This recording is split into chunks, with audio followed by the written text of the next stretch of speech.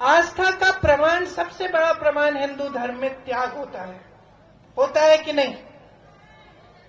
सच्ची श्रद्धा तभी होती है जब इंसान कुछ त्यागता है उसके लिए। और मुझे लगता है कि जब कोई त्यागता नहीं है तो उसके मन में सच्ची श्रद्धा जाग नहीं सकती। मैंने त्याग देखा है।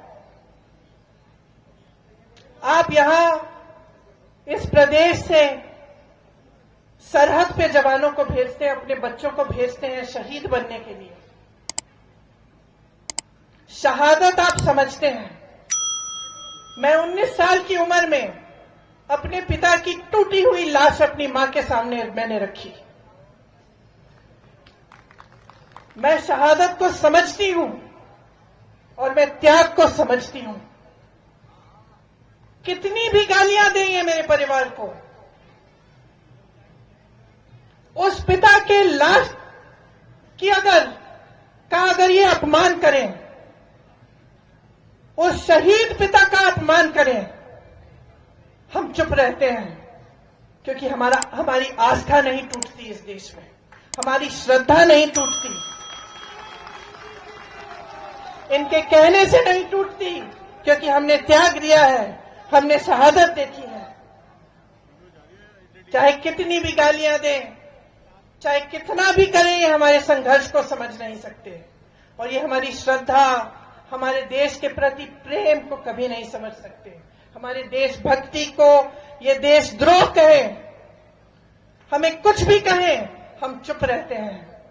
हम चुप इसलिए रहते हैं क्योंकि श्रद्धा दिल में है, असली श्रद्धा है, असली आस्था है,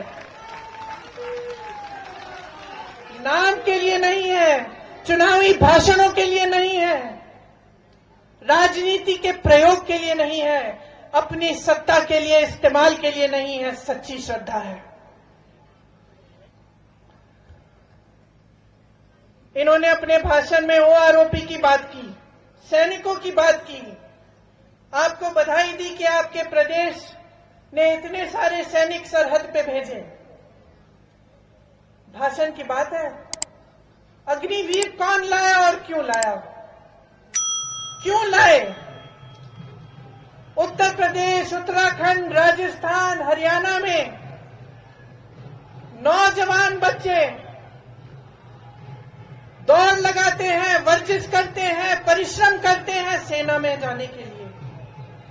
दिल में देशभक्ति की भावना होती है, दिल में ये भावना होती है कि हम करके कुछ दिखाएंगे अपने देश के लिए, हम अपनी देश की सीमा पे खड़े होकर उसकी रक्षा करेंगे। मोदी जी ने तय किया कि अग्निवीर जैसी योजना आएगी, सेना में भर्ती 4 सालों की होगी।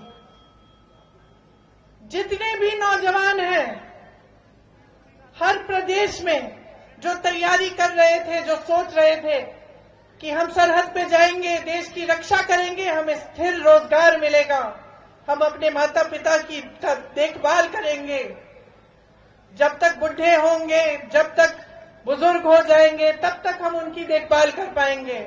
सबकी आशाएं टूटी कि नहीं टूटी? तो सच्चाई क्या है? सच्चाई मोदी जी का राजनीतिक भाषण है जिसमें वो जवानों की बात करते हैं, ओआरओपी की बात करते हैं कि उनके कार्यों में है। जब वो अग्निवीर लाते हैं, जब नौजवानों की आशाएं तोड़ते हैं, तो ये सच्चाई है कि नहीं? इसी तरह से आपने देखा होगा कि यहां पे पर्यटन की बातें करते हैं, कहते हैं कि पर्यटन की बहुत स्कीम गिना देते हैं आपको, लेकिन सच्चाई क्या है?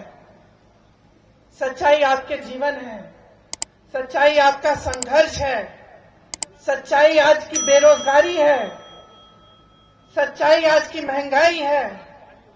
आपके बच्चे पढ़ते हैं, इम्तिहान देते हैं, पेपर लीक हो जाता है, घोटाला हो जाता है, 20-20 लाख की नौकरियां बिक जाती हैं।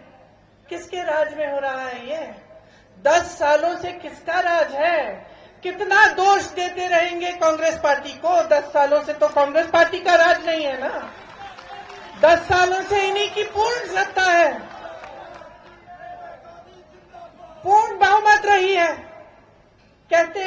200 पार और बहुमत चाहते हैं और सत्ता चाहते हैं। 10 सालों में इन्होंने क्या किया है? कहते हैं 75 सालों में कुछ नहीं हुआ।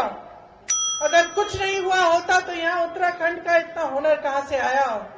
आईआईटी, आईआईएम पूरे देश भर में कहां से आए? एम्स कहां से आए? ये जो चंद्रयान चंद्रमा पे जाता है, इसका सारा रिसर्च, ये सब जब अगर पंडित नेहरू जी ने 1950 के बाद नहीं लगाया होता तो ये हो सकता था, ये मुमकिन होता आज? तो सच्चाई क्या है? आज इतनी महंगाई है, मेरी बहनें बैठी हैं, आपके सामने कहते हैं कि सिलेंडर का दाम घटाएंगे। अरे पिछले इतने सालों से 1200 तो था ना? था कि नहीं था? किसका राज था? बीजेपी का था? मोदी जी का था? तो पहले कम क्यों नहीं किया?